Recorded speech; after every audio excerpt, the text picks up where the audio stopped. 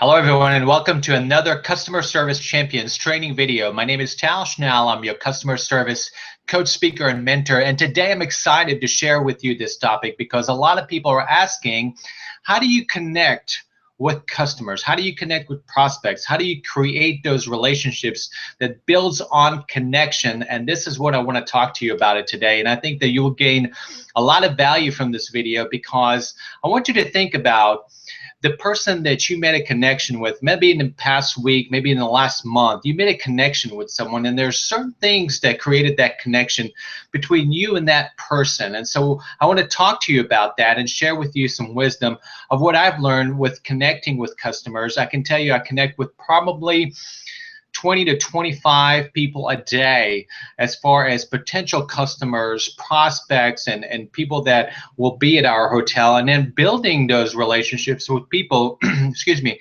that are already there. And how do we keep the fire going? How do we create loyalty? One of the ideas is that people will purchase or buy, the psychology is with brands that they trust and like, and people they trust and like with your organization and your business. So what you have to think about as a leader, how do I create or build and develop skills that connecting with people, customers, employees, vendors, everyone needs to have that connection in order to create a successful business. Before I dive in, I want to share with you a couple of books that made a difference about connecting with someone that has some great ideas for you. You may have seen him out there, obviously, in some bookstores and some things that I share. First and foremost that I want to share with you is a very important book for everyone, and it's called, it's by John Maxwell, and it's called Everyone Communicates If You Connect.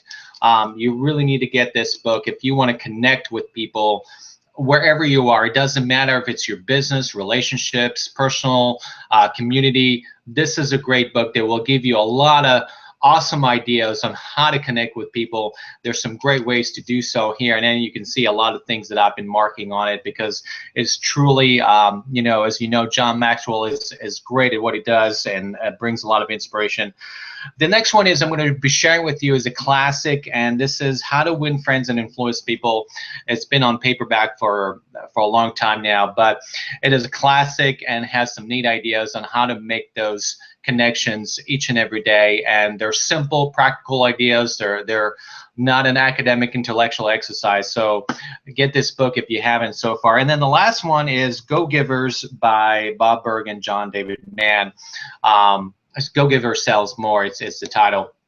It goes into about really how to add value to people, how to add value to those relationships, and really connecting with them on that emotional level. So these are some of the books that I share with you on this video, so you can take some, maybe expand this idea of connection and really develop yourself into a growing leader that can learn from different perspectives and different ideas. But let's dive into some of the powerful ways that we can all make a connections with our customers and prospects, and to continue to build loyalty. I can't tell you how important that is.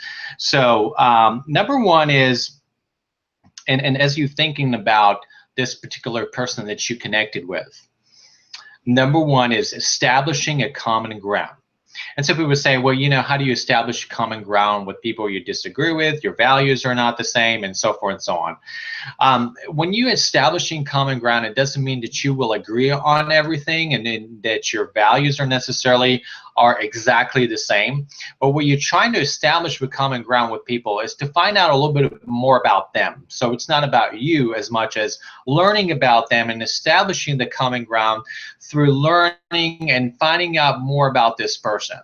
And when you do, when you have that conversation, and trust me on this one, you begin to develop the common ground, because there are certain things that begin to shape up that you and this person have in common. I mean, it requires a conversation, it requires engagement, that you're starting to learn that, wait a minute, you know, we have something in common. We may share a philosophy, we may we may have a favorite sports team, we may have a different experiences that maybe in some way or respect or another, we develop inspiration through that conversation, and we're starting to really listen more and finding out more about this person, what they want to achieve in their life. And you know, I can give you an example for some of my friends are John Maxwell coaches and mentors, and it's really great to chime in and pick their brain about some of the things that you know, what are the teachings and some of the things that we can learn, and so you can connect with that individual.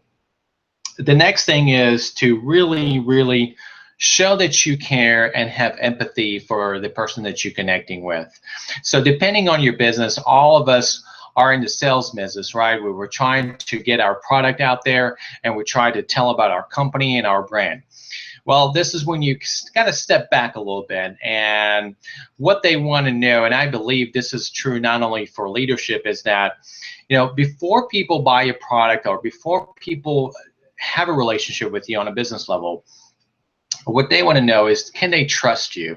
Are you not only the person who lives the message rather than just selling the message? Are you living the message? Are you actually living your values? Are you actually the person that they can exemplify what we're talking about? And if you do, there's more weight into that, and people can connect to that in a better way. So be sure that when you're caring and have empathy, it is demonstrated through your own behavior, through your own example. And when that happens, is that they can really trust you. And that's what you're establishing with number 2, is establishing, communicating the trust, communicating the integrity, communicating that they can do business with you because you're really showing that you care. So that's number 2. Number 3 is listening with presence. And what I mean by listening with presence is that you need to have an environment where there is there's no distractions, and you're able to connect with this person by having a full attention and presence with that individual. And I think all of us are guilty of this. I mean, whether you have a cell phone or you have an email you need to respond to, all of us can really relate to this. We have many distractions nowadays, from technology to other things going on, and we want to continue to obviously create this space for people to connect better. But we need to know how to connect in a way that, I mean, just go to your local Starbucks store and you'll see. Start paying attention to those little details about how people connect, and pay attention actually to the small little distractions that are in the way. So that's number 3 there for you, is listening with presence and being authentic about that. Number 4 is inspire to take action.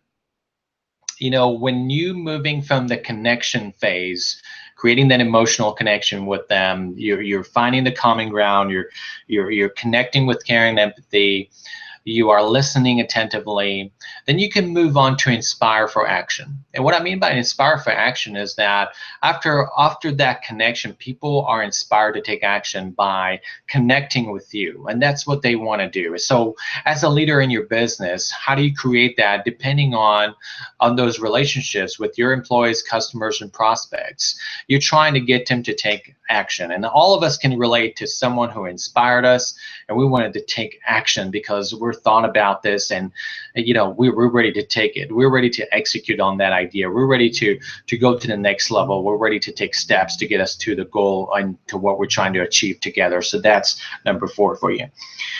Number 5, always add value to that connection. Always figure out a way to where the person who's walking away from that connection and person who's making that connection with you, find the small ways to add value. And what I mean by that is you can find out, what I do sometimes is surprise and delight. And what I try to do is to surprise them with something that will make that meaningful connection to them, and they can remember that. And that's what I want to leave you this video with, is that remember to create positive, lasting memories in the eyes of your customers, in the eyes of your prospects, in the eyes of your employees.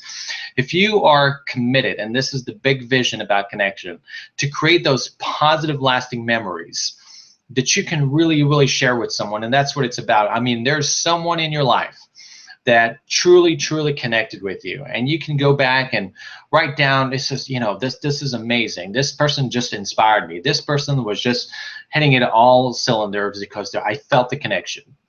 So connection is the mind and heart as well, but remember those qualities are very important qualities, and that's why you want to develop those qualities so you can be a great connector. And so I hope that I added value to you in this video about how to connect better with people, with customers, prospects, and even in your own personal relationships. Take the time to connect with people, and it does take time, so don't look for shortcuts. It does take time and effort and continuous effort in order to make it a great connection. Again, I thank you so much for watching these videos. If you have some feedback for me, I'd love to learn more about how I can add value to you with those videos. And have yourself a great weekend. We'll see you on the next one.